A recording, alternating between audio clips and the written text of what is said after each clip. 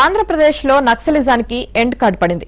1980 నుంచి మావోయిస్టు పార్టీకి పెద్ద దిక్కులా వ్యవహరించిన ఏపీ నాయకత్వం చరిత్ర పుటల్లోకి చేరింది. డీజీపీ ఎదుట కీలక నేత చెల్లూరు నారాయణరావు లొంగిపోవడంతో నక్సల్స్ ఫ్రీ స్టేట్ గా నిలిచింది.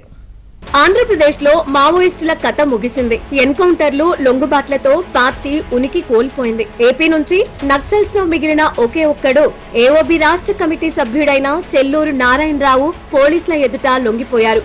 నారాయణరావుతో పాటు AOB special zonal area divisional కమిటీకి చెందిన పలువురు సభ్యులు కూడా సరెండర్ అయ్యారు. తమ ఆయుధాలను పోలీసులకు స్వాధీనం చేశారు. మార్చి 31వ తేదీలోగా నక్సల్స్ లొంగిపోవాలని కేంద్రం ఆదేశించిందని, ఏపీలో నక్సలిజం ఎండ్కి వచ్చిందని డీజీపీ హరీష్ కుమార్ గుప్తా అన్నారు. ఇప్పుడు ఏపీ నక్సల్స్ ఫ్రీ రాష్ట్రమని ప్రకటించారు. లెఫ్ట్ వింగ్ ఎక్స్ట్రీమిజం మీ అందరికీ తెలిసిన విషయం. సెంట్రల్ గవర్నమెంట్ ఒక ప్రామిస్ చేశారు, 31 మార్చ్ లోపల ఇది మొత్తం ఒక కంక్లూజన్కి, ఒక ఎండ్కి తీసుకొస్తాము.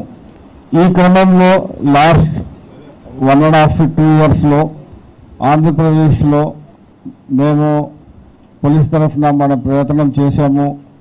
ఎక్స్చేంజెస్ ఆఫ్ ఫైర్ అయినాయి, సరెండర్స్ అయినాయి, అట్లాగే అరెస్టులు కూడా అయినాయి. సో ఈ రోజుతో ఈ మొత్తం ఒక లెఫ్ట్ వింగ్ ఎక్స్ట్రీమిజం ఆంధ్రప్రదేశ్లో ఒక ఎండ్కి వచ్చినట్టుగా చెప్తున్నాము.